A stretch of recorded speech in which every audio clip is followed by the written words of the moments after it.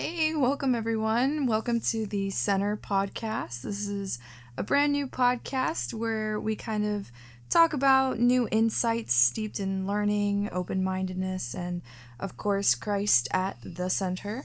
I'm your host, Emily, and the voice that you'll occasionally hear in the background, that is my boyfriend, Dros, who is feeding us questions and helping us kind of walk along the narrative of our conversations. And yeah, this is our first episode that we're airing. We'll air every Friday at 7 p.m. Eastern Standard Time on Spotify and YouTube. So I'm really excited to get started. Yeah. So funny enough, we don't have an introductory audio clip or anything like that. Usually people do that, but I figured it'd be more entertaining to just jump right into it and let this be our introduction, getting to know you a little bit. Mm-hmm. So I think the first question we got to ask is, what was your inspiration for starting this podcast? I know you just mentioned it with the description, but... Yeah, so honestly, we have a lot of great conversations a lot of the time over a meal, over a cup of coffee, late night, driving the car in the middle of an empty parking lot. And a lot of these conversations are just so insightful, and they come so steeped in different perspectives, different learnings. For everyone who doesn't know, I have a bachelor's degree in psychology. I'm currently getting a master's in professional counseling psychology. Dros has 2 bachelor's degrees, one in psychology and one in education. And so we're just lifetime learners, and we love talking and playing devil's advocate and kind of spinning a question around or a topic around like a Rubik's Cube and looking at every possible outcome. But we're also really devout Christians, and we love to tackle everyday situations, of course, with a very worldly perspective, and then challenge it with our more Christly perspective. And so the conversations we have and the way we live our life is very much with Christ at the center. Yeah, I completely agree. It's... Honestly, when you tossed me this idea, I was a little hesitant, but honestly, considering how fun it is just, talking for hours on end, just wasting my gas, idling. No, I'm joking. But it's really insightful, and we thought that, if people could have more conversations like this where, well, I'm not going to say playing devil's advocate, we don't support him, but, seeing things from other perspectives that we wouldn't otherwise normally hear from, or just taking into account things that normally you just wouldn't think about because you're not exposed to that, or you just find yourself within a particular bubble, which is something that we find is very common nowadays. Yeah. So I actually do like this idea, because if we can get people to have more conversations, I feel like a lot of the issues that we're having today wouldn't be happening. Yeah, absolutely. So with that, I wanted to get to know you a little bit, even though I already know you, nobody else does. So you mentioned a little bit about your educational background, but what inspired you to get into psychology?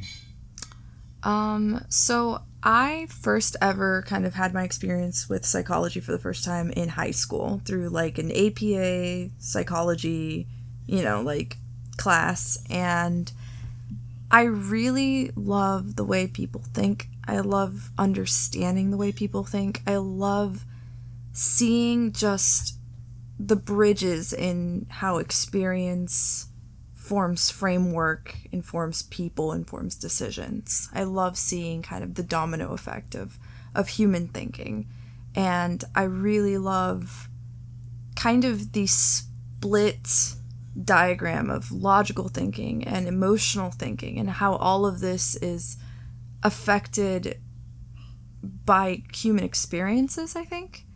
And I love how it can be restructured. I love the way that it's malleable.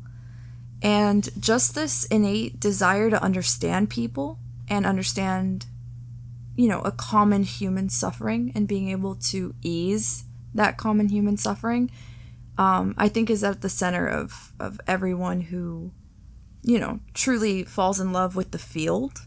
A lot of people who go into helping services and like therapy and stuff like that, people who become therapists, One thing we all have a lot in common is that a lot of the times you choose the profession because of personal experiences.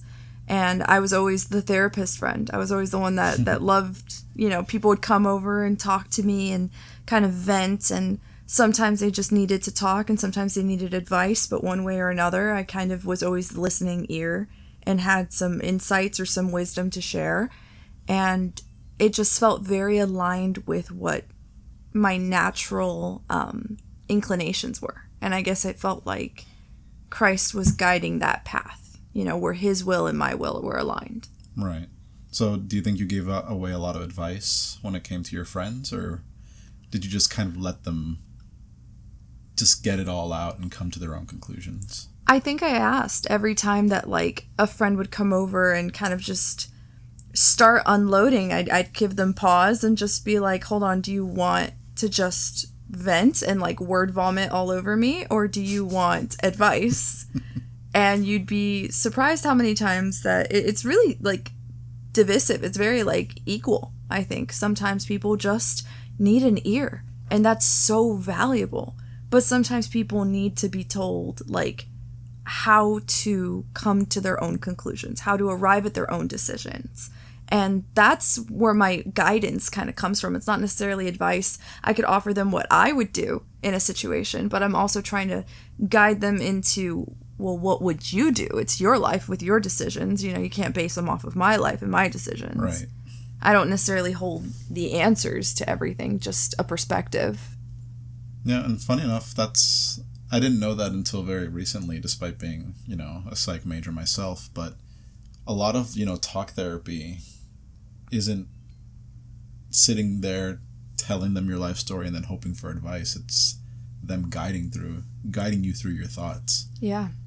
Yeah, definitely. And isn't it that, psychology, therapists can't actually give you advice? Yeah, that's unethical for a therapist to sit and give you advice as though they're giving you the answers or the solutions to your problems. What they're supposed to do is kind of guide you to your own solutions. That ultimately, I can only get you as far as you can get yourself. Right. And honestly, I think that speaks a lot to what therapy is really about. It's about how much work you're willing to put in. Mm-hmm. Because you often see in cases where therapy is mandated, such as when someone does something and they end up going to court and the judge says, okay, you got to go to therapy. That's just part of your sentencing. You have to put in the work if you're going to get something out of it. And if you are one of those people that's just being forced to do something, you could literally, I've had professors that told me, I've had clients that would come in every Thursday at their allotted time and sit and stare at me for an hour. Yeah. And honestly, if that's all you're willing to put into it, that's all you're going to get. That's all you're going to get out of it. Exactly. Yeah. So do you think that therapy is for everyone? I think it's for everyone, honestly. I don't think that there's anyone who is too good or too far gone for therapy. I think you also don't have to have a problem or be sick in some kind of way. That's a common stereotype that's very hurtful in the mental health community, is that in order to seek out therapy, you must be weak, there must be something wrong with you. Sometimes people really just go to therapy to vent about their boyfriends or to talk to them about their miserable jobs and how they don't like their job. And it's important to have a completely impartial, just fully neutral ear to just listen to things. And they don't have any vested interest in trying to gain your approval or trying to gain, your, they're not trying to make you happy. They're just trying to be objective with you. And I think that everyone needs an objective ear in their life, because at the end of the day, your spouse has a vested interest in you. Your parents have vested interests in you, your partners, your friends. I mean, they don't want to hurt your feelings. And a lot of the times we surround ourselves with people who want to be perceived as encouraging and want to be perceived as good friends, quote unquote, a good friend encourages you, a good friend, is your biggest cheerleader. But a lot of the times people don't understand that being a good friend also entails giving you the tough love, giving you an objective opinion and just, telling you, like, I understand that your feelings are hurt about this situation, but you're in the wrong, And a therapist isn't going to, I don't think, innately tell you that you're wrong, but rather guiding you to that conclusion yourself. They're kind of guiding you into introspection, which I think is important. Yeah. I honestly think therapy works for the majority of people. I obviously think that, there are exceptions. Some people legitimately have no belief in what therapy does and what therapy is. Right. And I think we see that a lot, especially amongst older generations in particular.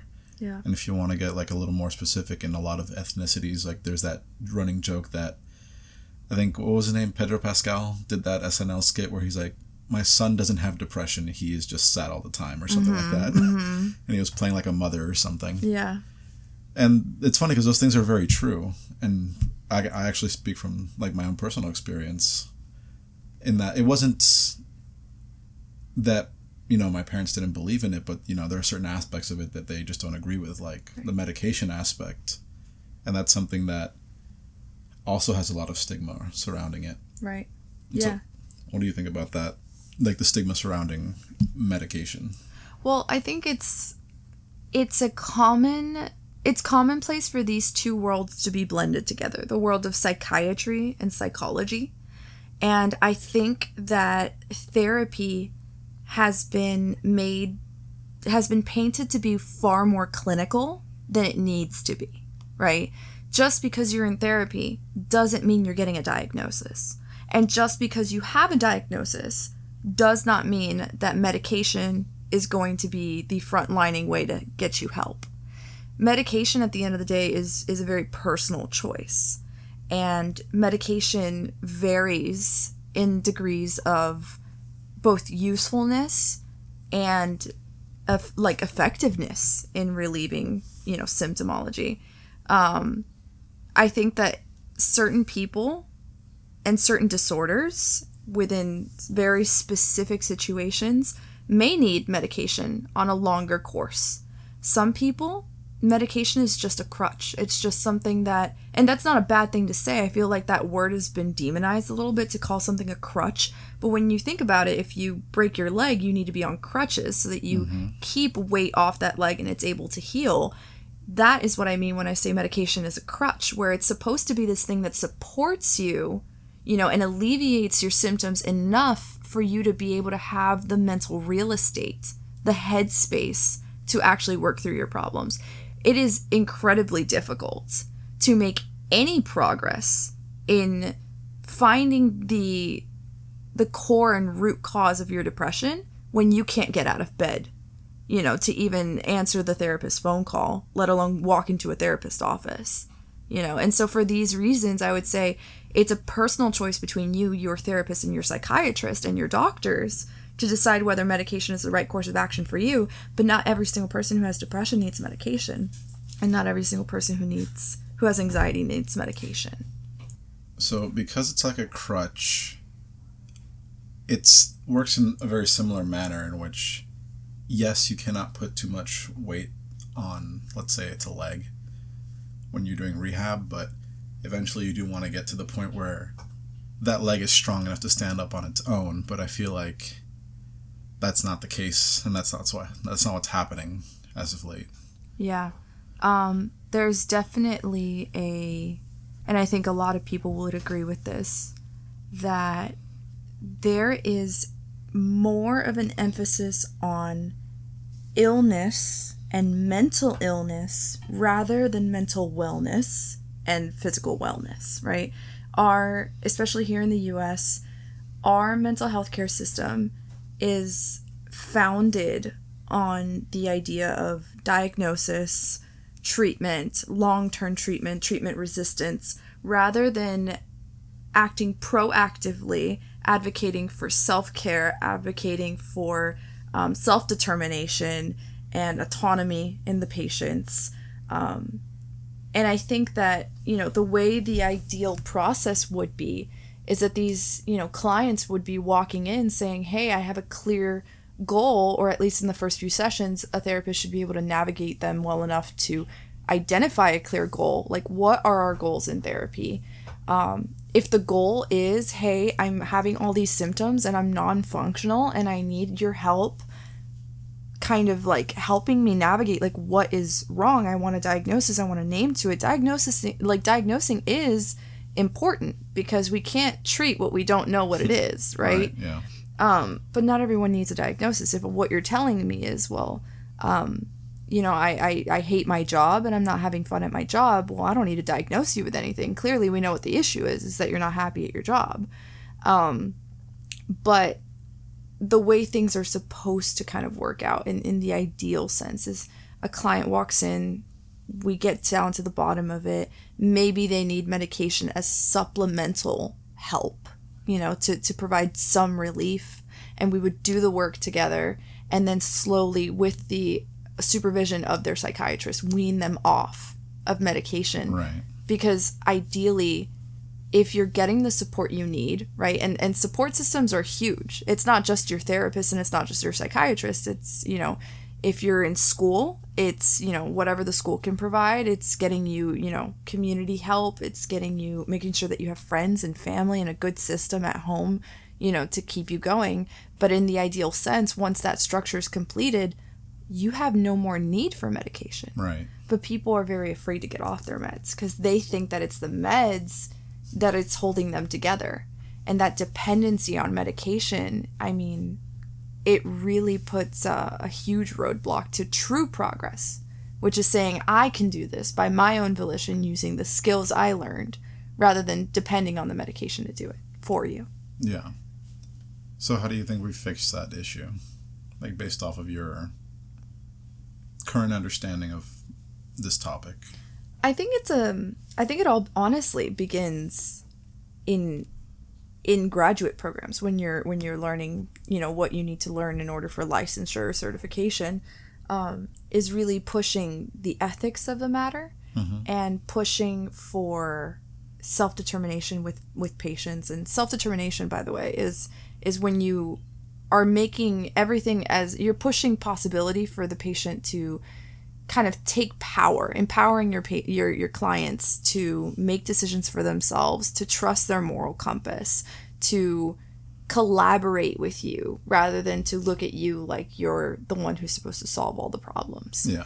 And so I think establishing a kind of community standard and a practice standard of mental wellness, of self-care and self-determination in patients is important, because ultimately therapists are supposed to be lifelong learners, and the only way to change that kind of practice standard is to be that lifelong learner and say there's a shift, and we're trying to create a social justice shift to stop looking at clients as their mental illness and rather proactively start working on mental wellness. Yeah, and honestly, I can see that a lot in the way things are progressing in terms of training, because that I was doing my trainings for my own career, and that they've been putting a pretty big emphasis on self-determination. I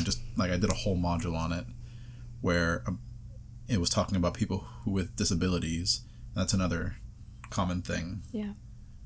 Making sure that the person is not their illness, but rather the person with an illness. Right. So you often hear a person with autism, a person with diabetes, a person who is differently abled, all those different kinds of putting the person first. Yeah. Before their illness helps separate them and thus take away from the stigma that there is something wrong with whoever it is you're dealing with, whoever it is you're talking to. Because inherently these are high functioning people in most cases. Right.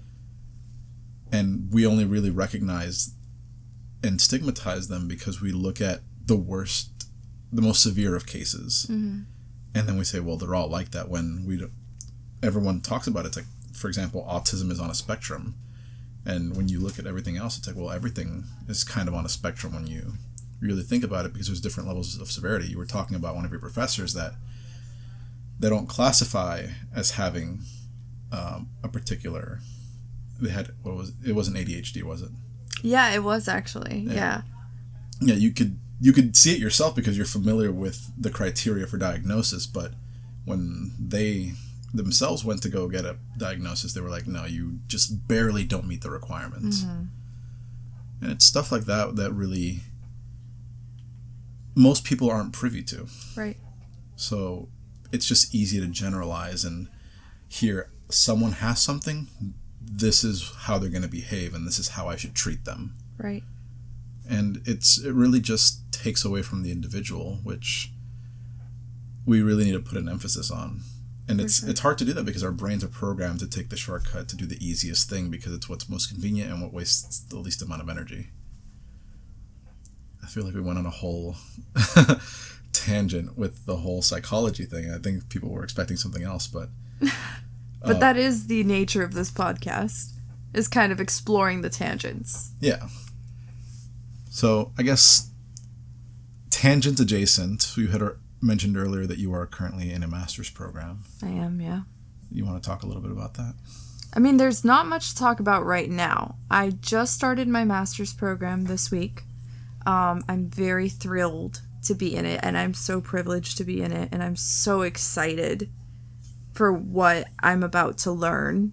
But I am getting a master's in professional counseling psychology to become a licensed mental health counselor, aka a therapist. I've not decided on specialties or age group. I have a distinct interest in adolescents to young adults. I have a distinct interest in Christian counseling. But all that to say, like, it's day 3 of my master's program and no decisions can be made. I just got my clinical placements and I'm neither thrilled but also not horribly crushed about them. It's just not working with the age group I wanted to, but I'm excited for the experiences that I'm going to be learning. So yeah, and absolutely. I mean, even you said it yourself that, the opportunity to do a master's program is pretty special in and of itself. Yeah. Because everybody and their mother has a bachelor's nowadays. Oh, absolutely. Like, the standard back then was definitely, like, you have far outreached your peers by getting a bachelor's degree. And now that mentality has spread all across America and everybody has a bachelor's degree, and a bachelor's degree is about as worthy as like a high school diploma at this point, where everyone has one and it's the bare minimum you need for any kind of career, meaningful career. And these are all stereotypes, by the way. I'm definitely not saying that that's the truth. There are very meaningful careers out there that you do not need a bachelor's degree with, that arguably pay much more. Looking at you, vocations. Yeah, actually. But all that to say, it is a insane privilege to be able to pursue a master's, given how much it costs, given the limited access to things. I'm very lucky, and I definitely want to acknowledge that. It's okay to brag. I mean, what did you say the other day, that what's the percentage of people that get into this program? So at my specific program, we had record applications, and we had a 10% acceptance rate. And I'm part of that 10%. And how big is your cohort? It's like, what, 30 people? My cohort is 30 people, yeah. Wow. That's pretty impressive. Yeah. It's fun. It's funny because I remember when you first started applying to master's programs like all over the country, I remember you were telling me that some of these acceptance rate get as low as what, like 2%? 2%, yeah. Some of them for PsyDs specifically, for funded PsyDs. And then it went up to like 6% for certain PhDs, and this one's pretty competitive at 10% for masters. Okay. So you had mentioned that you wanted to focus on Christian counseling? Yeah. What is that? What is that? So Christian counseling is primarily still using all of the same ethics codes, all of the same guiding trainings for regular counseling, but it is also accompanied greatly with a spiritual emphasis. in Christianity. And, you know, a lot of the guiding factors in perspective building keep biblical scripture in mind and biblical doctrine in mind. And it's a very specific service that you may want to go into. Not everybody, like Christian counselors don't only see Christians, they could see people of all sorts of walks of life.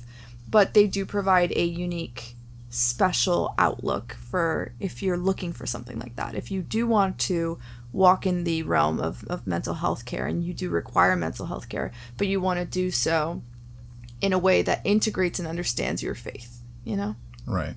So it's basically like an option for those who are seeking it out. Exactly, yeah. So like I'm still licensed, you know, by my state board to provide general therapy at the same quality standard across the board. But I would be able to provide an additional special service should you seek that out. Okay. So I don't know if anybody listening has ever gotten therapy before, but usually whenever you sign up with an agency, their website has like a list of all the therapists that they have on staff. And then you kind of get to basically click on them and see like a little bio, a little about them, and then they're like specialties. Do you think that if someone were to see your picture on one of those websites and they saw Christian counseling, that the assumption would be that that's all you do? It's definitely a concern I have. It's a concern that I have. It's a concern I want to overcome. Some people are very proactive in the way they go about choosing a therapist, where I don't know if anyone out there knows this or if this is commonplace knowledge, but you can go on psychologytoday.com. It's a free website on Google. It's a very well-known website that's, you know, it's APA approved, and, you know, the American Psychiatric Association is on there.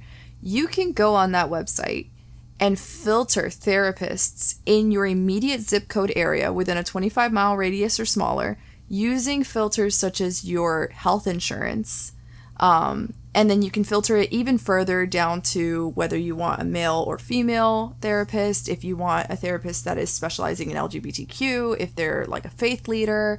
And you can get really specific on this website to pick just the perfect, or what you think could become the most perfect therapist for you, because the therapist and client relationship is really important. You know, you have to build trust. You have to know that this is a safe space for you to talk. And some people who have been in and out of therapy for a long time, or have a special need for, you know, a specific kind of therapist, may use these tools. But a lot of people who seek therapy kind of just call their insurance and get a referral and get assigned a therapist. Right. You know. Or sometimes they'll just send them a list of like, hey, here's who's in network. Yeah.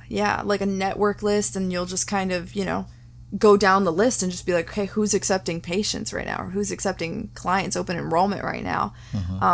You have even less of a chance of picking your therapist should you become involuntarily enrolled. You know, if this is a court mandated thing, or if you've just come off of a involuntary hold, like in, you know, in the state of Florida, we have a Baker's Act. In California, it's a different code. But if you're involved in these programs or in a rehabilitation center, you may not get the choice of what therapist is coming to see you. And so all that to say, I worry a little bit that should, for example, somebody who's seeking LGBTQ support would see that I'm a Christian counselor, may not want to enter a therapist relationship with me, which is understandable. You know, I understand that there's a two-way prejudice happening here, where they may feel judged by me, not even knowing me, and it's their job to find a therapist that fits their needs, right. You know. But on the same token, I do believe that I'm going to get, you know, patients of all walks of life, especially when you start tackling cases of pro bono, where people will be much less picky about who they're seeing, so long as they may not have to pay, or if you're on a sliding scale and you don't have to pay as much and you have reduced fees. Sometimes people are just like, I don't care who I'm talking to, I just need to talk to somebody, and that's right. What I'm there for. And that's honestly the best way to go about it. And honestly, even when it comes to Christian counselors, from what I've seen, it's the judgment that we imagine that that Christians have, and often cases that judgment is there, and often cases it's not. It's honestly on a person by person basis. Right. Sometimes, like, they, as a psychiatrist or a therapist or any kind of licensed person who's dealing with patients and clients, there's a code of ethics for a reason. Mm-hmm.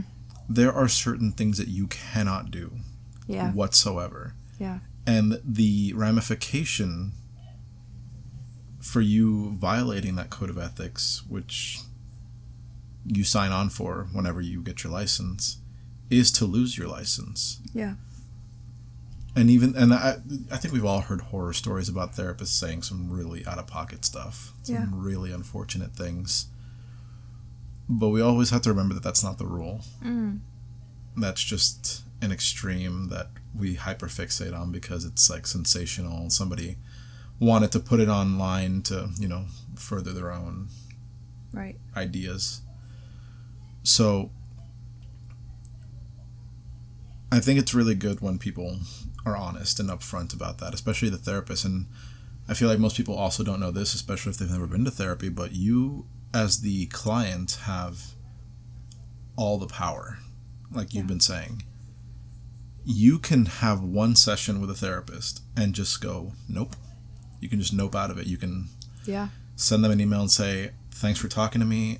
I'm going to keep looking. Yeah. And they can't, it's not to like disparage, but like they can't do anything about it. Yeah. Because at the end of the day, you're there to help them. You're there to serve the community. You're there to provide guidance. Right.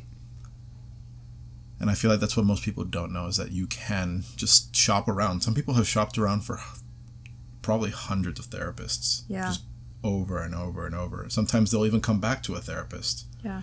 Thinking like, well, I've been through like 50 of them. That one guy wasn't so bad. Right. Yeah. I mean, I think companies like BetterHelp kind of really push the idea of like, oh, if you don't, take this survey, we'll match you with the best, choice.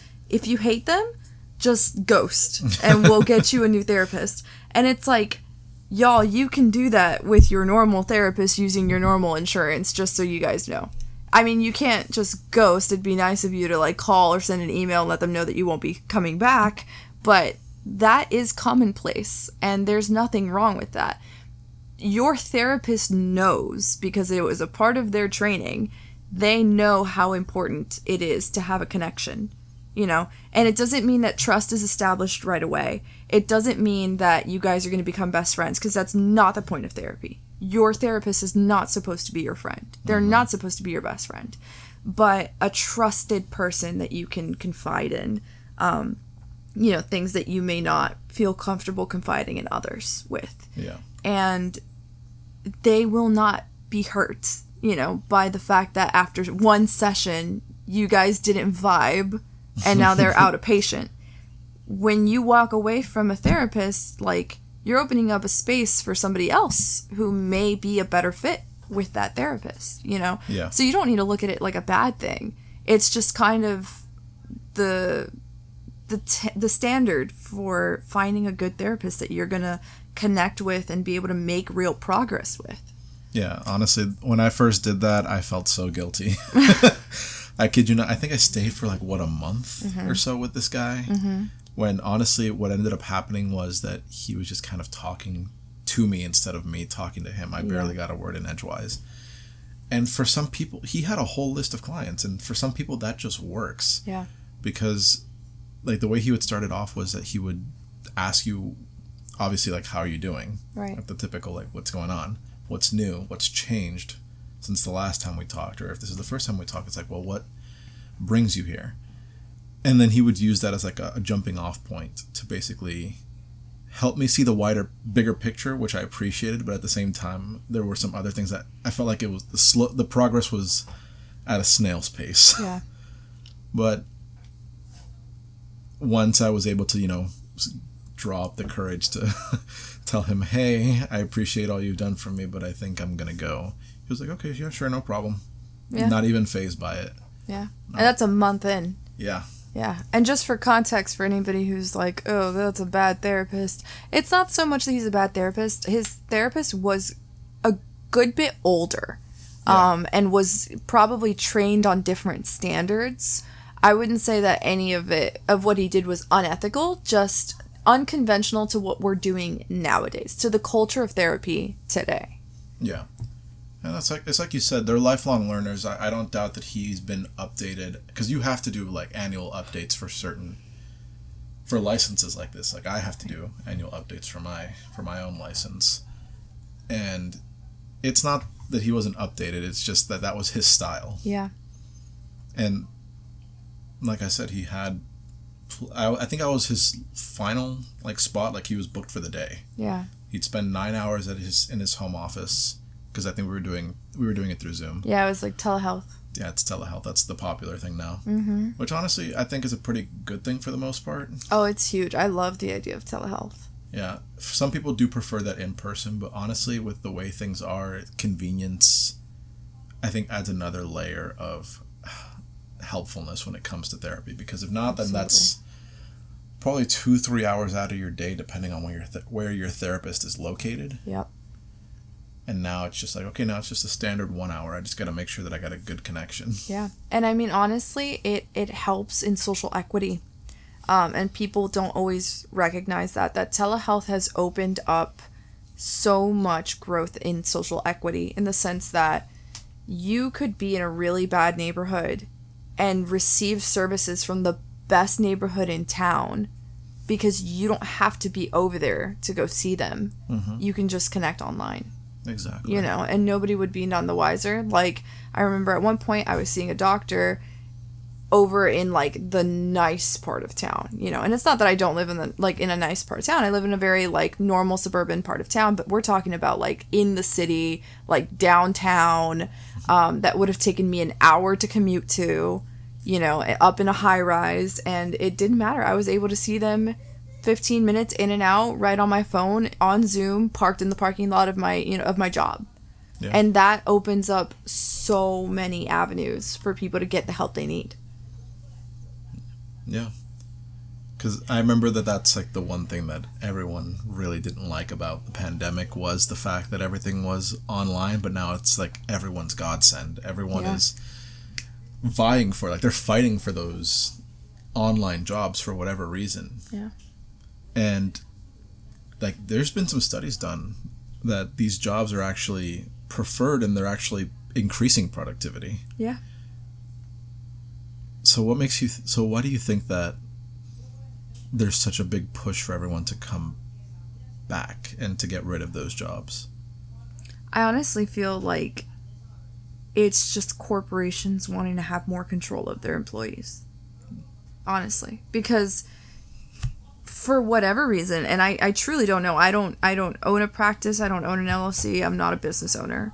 My experiences with management in prior jobs that I've held have been managing small teams of interns at most. And my managerial style was always, I don't care where you're doing it from, as long as it's, you know, ethical and you're not just putting out personal information out in public.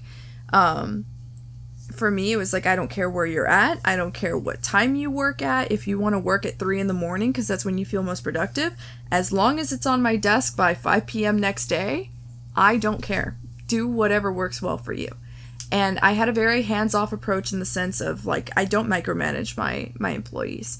But I feel like you cannot micromanage your employees if they're not in the office. If you cannot just invade privacy and poke your head into their office and be like, hey, are you working?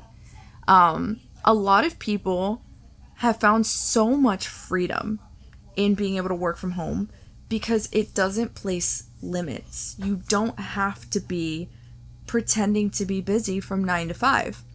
If you happen to be the kind of person who is most productive between 12 and 3, and you were able to get an entire day's worth of work done in those 3 hours, you know, you shouldn't be punished with more work. Yeah. Your effectiveness and your efficiency should not be punished with more work. Right. But I think that push to come back to the office is definitely seeing it as like, well, we're paying you, yes, a salary, but that salary is based on a 40-hour work week. So we want to make sure that we're not just throwing money at you if you're not working 40 hours. Exactly. You know, which I think is like a very dated view of how workplace efficiency should work. Mm-hmm. Your salary is based off of the quality of work you're producing, not how many hours it takes you to produce that work. Right.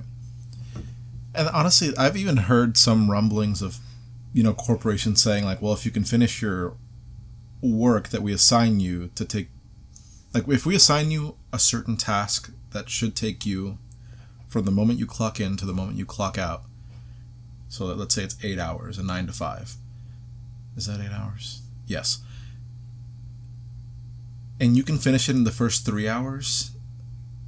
Some places are thinking, okay, well, maybe we should increase the workload, or maybe we should reduce your hours, and they're trying to finagle that. Yeah. And honestly, I'm kind of on board with you, but at the same time, I can see why they would do something like that, because it kind of calls into question, well, why are people so inefficient in the workplace? And I've heard varying responses, and it's because they have to travel. For anybody who doesn't live in the U.S., like, we drive a lot. Mm-hmm. We will drive an hour just to get dinner. Mm-hmm. I know, like, there's a meme that we pass along every so often about people in the UK saying that they don't visit their parents often because they live 45 minutes away. Mm-hmm. They visit them like 3 times a year, and I'm like, dude, I drive 30 minutes to go see you all the time anyway. Yeah, he lives 30 minutes across town from me, and we see each other almost daily. Yeah. But it really calls into question, well, then why are we so unproductive? And part of the reason is the commute. It's exhausting. You got to get up much earlier. Yeah. Because when you think about it, a work week, a work day isn't just the 8 hours you spend at work. No. It's the at least 1 to 3 hours you spend before work getting ready and driving over. Mm-hmm. And usually because there's traffic in big city areas and big metropolitan areas, it's usually the hour back. Yeah. So that's no longer an 8-hour workday. That's a 12-hour workday. Yeah. And the fact that there's just so much freedom once you stay home, you're not only saving money because you're not spending money on gas, which means you don't have to do maintenance on your car as often because you're not putting as many miles on it. You don't have to go out to eat every day. Mm-hmm. And you're able to take a break and not have that pressure of a boss peeking over your cubicle. Yeah. And you're able to take time to, do things that help you feel energized. And you mentioned it earlier that there's not an emphasis on mental health, and we're talking about this because mental health is kind of a big issue right now. Yeah. That Americans' mental health is down the toilet. Yeah. For a multitude of reasons. Yeah. And the fact that it's like, especially in younger generations, the prevailing theory is like there's no hope. Mm-hmm. Like my YouTube feed has been, I'm very interested in like investments and real estate and finance, even though has nothing to do with what I got my degrees in. It's just an interesting topic to me. I've been getting a lot of videos recommending like the condo crash in Florida. Like there's a bunch of condos there's like a condo bubble in terms of like buying and selling condos, and I'm like, this is kind of crazy. Mm-hmm. And you see the dream to own a home is slowly disappearing. Yeah. Well, not even slowly at this point. I feel like a lot. Exponentially. Like at this point, your investments are done better in rental than in purchasing. Right. In terms of real estate. Right. And like these are all different things that we're just constantly being hit with, and the fact that I have an algorithm telling me, hey, this massive bubble is going to mess up your economy in the place where you live, it's like, well, what hope for the future does that give me about buying a house? And it's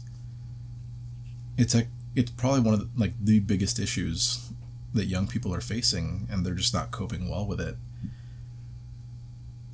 and they don't know that they have this resource like therapy to help guide them through that and kind of help them hold on to that hope. Absolutely. And it's just a variety of factors, but what is one of the ways that you think that we can potentially fix this issue of like hopelessness amongst people our age? Because we're not even 30 yet. Yeah. Like I'm in my late 20s, you're in your mid 20s. Yeah.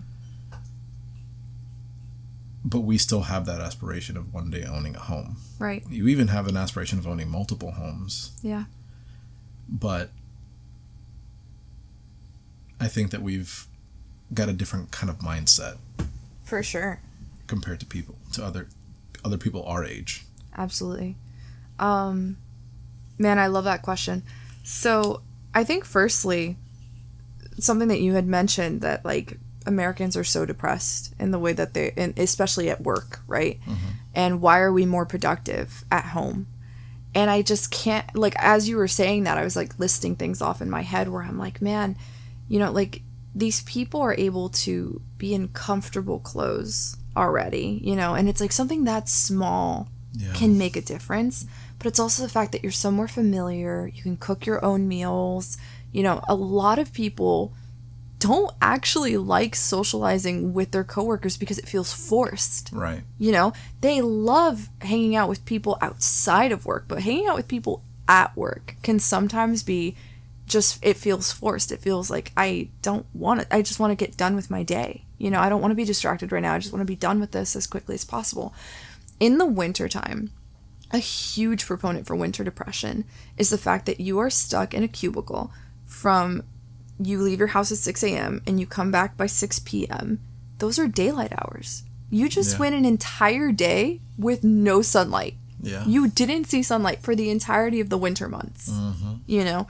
And like we had mentioned before, like we live in Florida. We live in the Sunshine State. Like we get way too many sunlight hours, you know? But all that to say, like, that's not the case across America. You know, like, especially, man, I've heard of, like, Michigan winters where it's just, like, dark and doom and gloom for the entirety of winter. That sounds amazing. And, yeah, it's cold, but, like, you just get no sunlight out there, you know, or, like, Washington, a state that has almost no sunlight, you know, during these winter months. That is crippling. That is crippling when just from the moment you woke up to the moment you went to bed, there's just no sun out. So you're just like on this permanent nighttime schedule, you know? And it's like when you're at home in between Zoom calls, you could go walk your dog. Yeah. You know, you have your dog in the house. I mean, just having a pet increases mental wellness by, you know, an exponential percentage. You know, having other people in the house, people you care about, having the free time of already being home when you want to go out with your friends or host people over at your home, you know? Yep. These are things that become less and less possible when you're spending so much time commuting.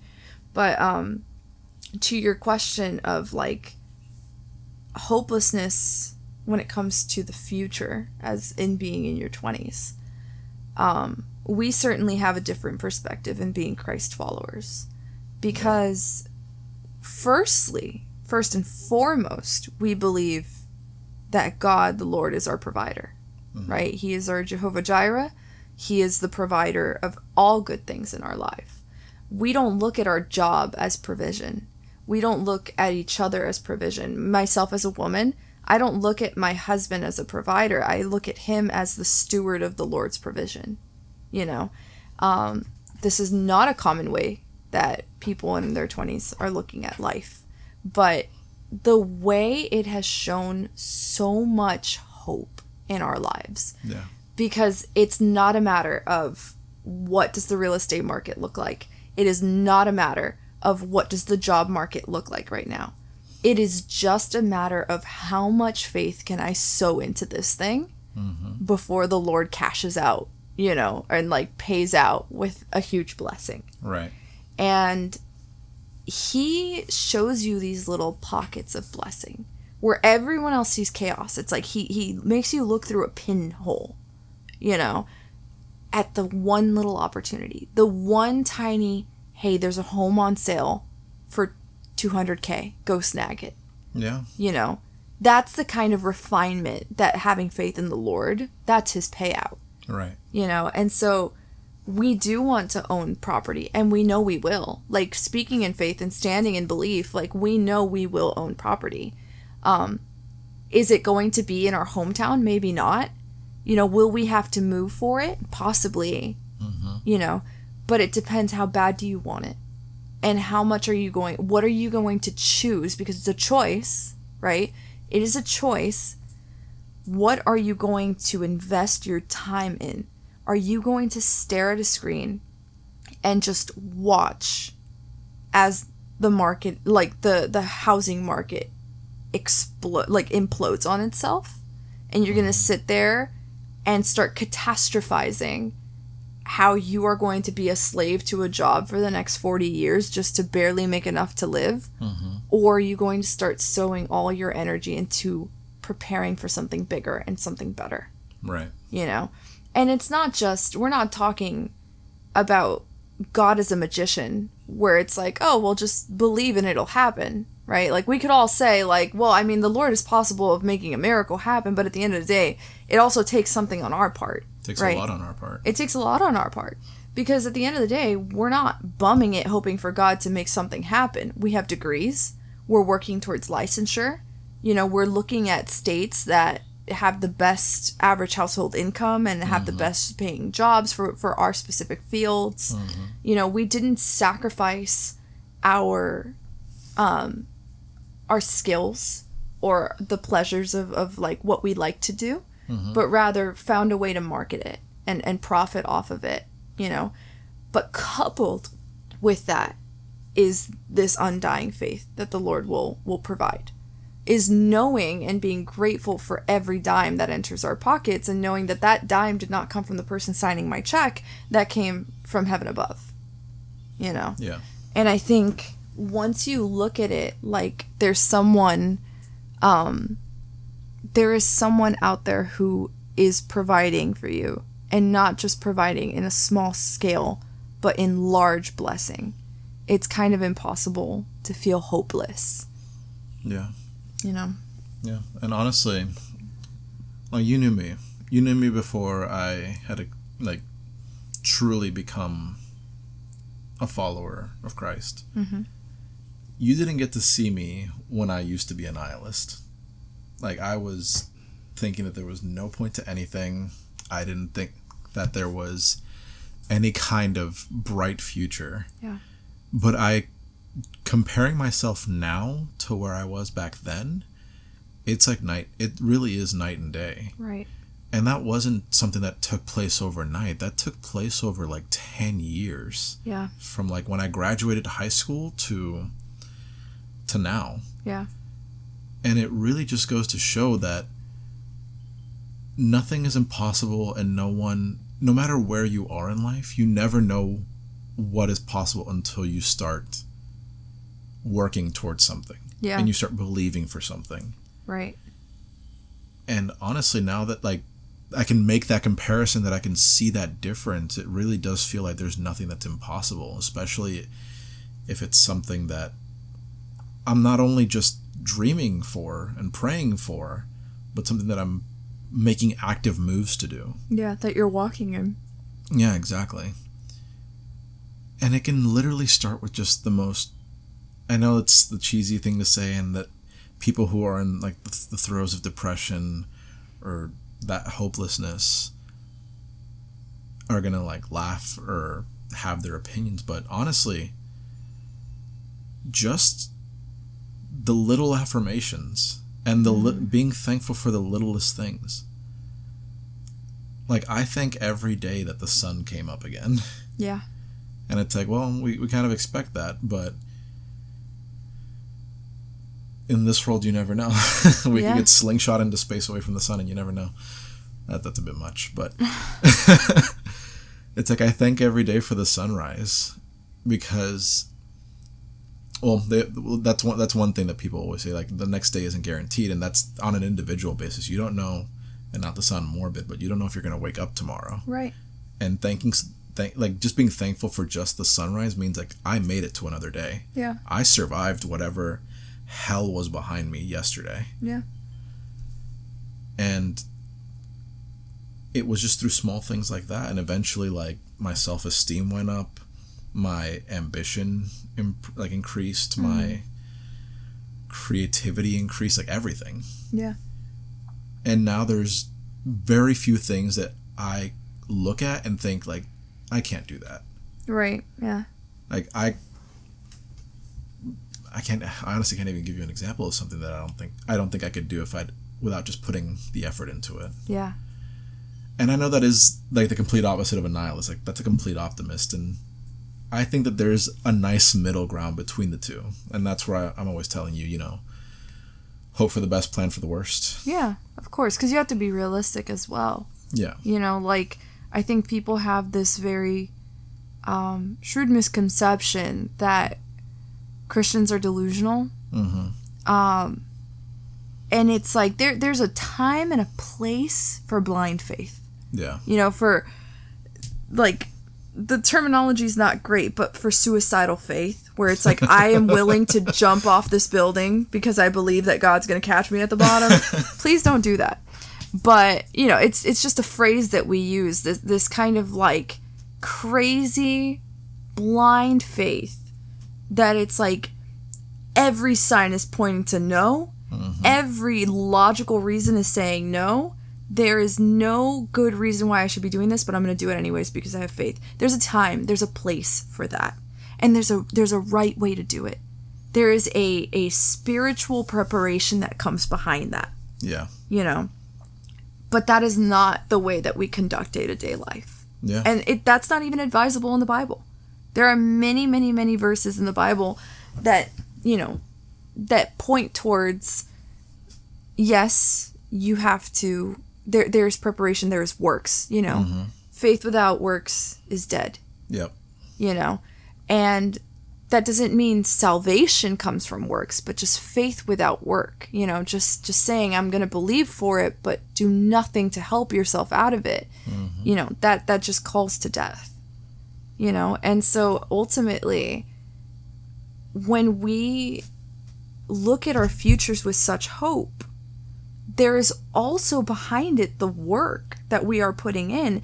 And for whenever you hit those moments where you're just like, God, I'm working so hard, and for what? It's at that point, at that very point, and for what, that we as Christians, our brain kicks in and says, I don't know, but God will figure it out. Yeah. You know? Like, one way or another, I can't see the end of this tunnel. Mm-hmm. But I know that there is an end to it, and I know that at the end of it is God. Yep. You know? And it's just one of those things. I mean, we're talking about buying a house, but I can't tell you how many times just in our personal journey as a couple, you know, like, for context, Joseph and I have been together for 3 years now. We are at a stage where we're looking future-wise. We didn't think we could afford a wedding, you know, and now we're looking at, like, wait, the Lord might be making that possible. Yeah. You know, we didn't think we would be able to afford a nice, you know, engagement ring.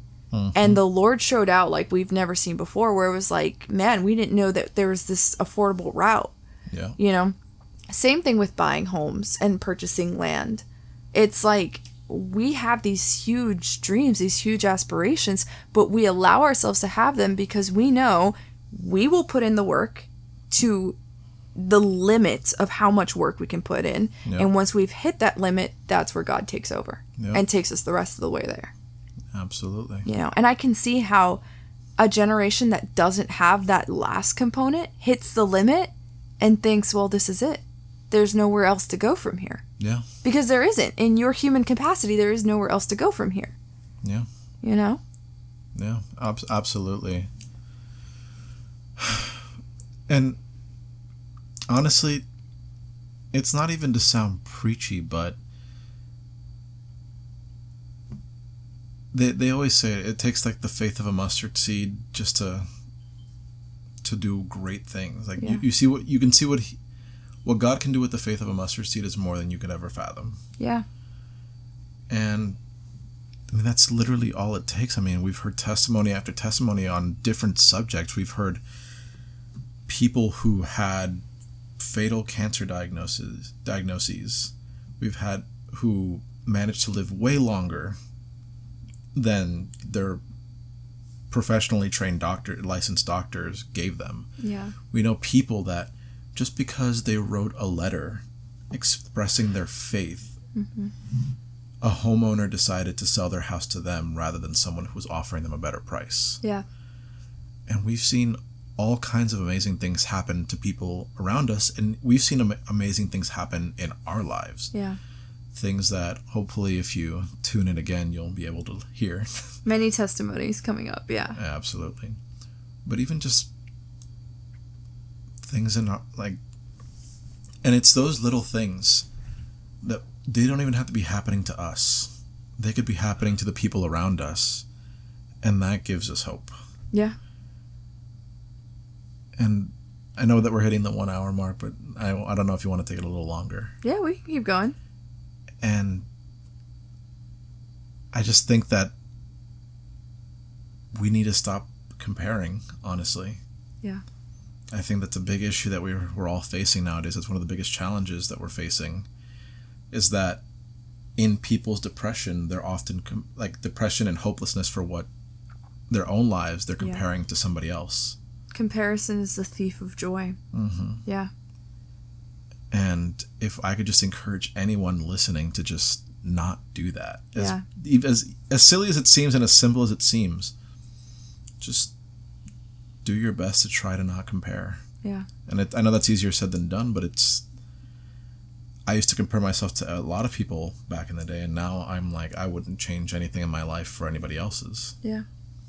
Absolutely. And that it took me not 10 years, but close to it, but yeah. It's possible. Absolutely, it's possible. And honestly, like, let me be y'all's big sister for a second. You have no idea how on top of it you are. You know, like, when in comparison to everything you see online, where you see, like, people your age getting married, having kids, maybe they own a business. That's a huge one that I keep hearing. It's like, oh my God, everyone owns a business nowadays. People are traveling, people own houses, and you're just sitting there like, I'm just in school getting my bachelor's degree. Living with your parents. Or maybe you're not even in school and you're like, I'm learning how to be an electrician. Mm-hmm. Or maybe you're doing neither one of those things and you're just trying to figure it out. You know, it's like, let me just soothe your worries. You're not late to anything. Yeah. You are not late to anything. There's no deadline. Yeah. Who is putting a deadline on you? You know? At the end of the day, like, there is no benchmark that you're not hitting that you're somehow, like, late to. Yeah. Everyone has different benchmarks that they grow at. Mm-hmm. You know? Like, we always talk about, there's a common phrase that we use in psychology, which is like daisies and orchids. And that's that daisies, as cute as they are weeds. They're part of crabgrass. They kill your lawn and whatnot. But they also grow in between sidewalk cracks, and they grow like in the cracks of walls. Sometimes they cause those cracks. And daisies will grow in just the craziest, most awful environments possible, and they grow fast. Those suckers, you pull them out and they come back like the next day. Mm-hmm. You know, orchids, you look at them the wrong way and they die. It's like they need the exact right amount of sun, and they need the exact right amount of shade, and they need to be watered exactly right, and it can't be too humid in the room. And at the end of the day, nobody would say that orchids are better than daisies or that daisies are better than orchids. There are people who love orchids and there are people who love daisies, and they're both beautiful and they're both creations of God, but they have both been made to survive in different environments. Yeah. And you have been made specifically to survive in a different environment and to thrive in a different environment. And thriving and surviving is different, but you're not late to anything just because it's taking you longer than someone else's. You know? Like, what if if your calling is a business and you're 30 years old, start a business at 30. Who cares if the 21-year-old did it? You're doing it at 30. At the end of the day, you guys are at the exact same LLC level. Yep. You know? At the end of the day, it shouldn't be a matter of, oh, I got there first, but rather, I put passion into my business. Mm-hmm. And now my business is doing well. Yeah. You know? And that's to say, honestly, you mentioned a business, and that took my mind down the path of like, well, not everyone's meant to own a business either. Yeah. Some people start businesses because they think it's what they're supposed to do, just like how everyone thinks they're supposed to go to college. Yeah. I'm one of the biggest advocates for not going to college if it's not for you. Yeah. Because I would see some of my friends, freshman year of college, flunk out, go to the local community college, and then flunk out of that. Mm-hmm. And then they end up joining the military, and they've been happier than ever. Yeah. And it's like, these expectations that are being put on you, whether it's yourself, comparing yourself to someone else, or your parents, or someone important in your life is putting those expectations on you, do the work and figure out what your expectations for yourself are going to be. Yeah. And I promise you will be much happier, because there's nothing wrong with doing a vocation. In fact, it's more, if you're a person who's big into money, a vocation's probably more profitable than any job you'll get with a degree. Yeah. And if you're getting a job that pays a lot of money with a degree, you're probably going up to a master's level, which means 6 years of school at the very least. Mm-hmm. So, it's like she said, go to the environment that suits you best, and you will, for sure, bloom. I mean, like, in everything in life, and you'll hear me bring this up a lot, you have to make a choice. And it has to be your choice. And you need to trust that God gave you a moral compass in your tummy. It's called your intuition, and you can trust it. Okay? You need to realize that you can trust it. But you need to make a choice. Do you want to survive, or do you want to thrive? Yep. Okay? Because survival, you'll do it. Right? You'll either do it or you don't. And that there's only two ways with that path. You either do it or you don't. Like, there is no other in between. Right? You could doggy paddle for the rest of your life and barely keep your head above water. And maybe your parents are really proud of you for doggy paddling, but you're miserable. You know, at the end of the day, you can't live your life for other people. Yep. You know, you may want their approval so badly, but I promise you, being the person who wanted approval so badly and is now on the other side of it, I promise you, your happiness is so much more important than their approval, because it makes their disapproval worth it. Yeah. When you're happy, when you're thriving, when you're like, man, I'm so glad I disappointed my parents. Like, it really does get to that point where you're just like, I don't care. I don't care that I made a choice you wouldn't have, because I'm happy with that choice. You know, you need to make the decision whether you want to thrive or not. Yep. And if that means dropping out of college and picking up a vocation, then do it. If that means dropping out of college and starting a business because you're really passionate about business, then do it. If that means shutting down your business and becoming a creative, then do it.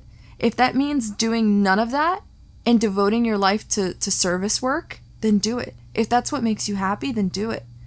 You know? Because only then are you going to find that your will aligns with God's will. Yeah. But I will say, before you do any of that, make sure you have a plan. Yes. Don't just do it randomly. Yes. Plan for this. Yeah. Is that where you want to end it? I think that's a good place to end it. Yeah? Yeah. All right, cool. Well, thank you guys so much for joining us tonight. We're really excited to hear your feedback. We welcome it, honestly. Like, give us all your comments, give us all your feedback. And we'll see you next week at 7 p.m. Bye, guys. Bye.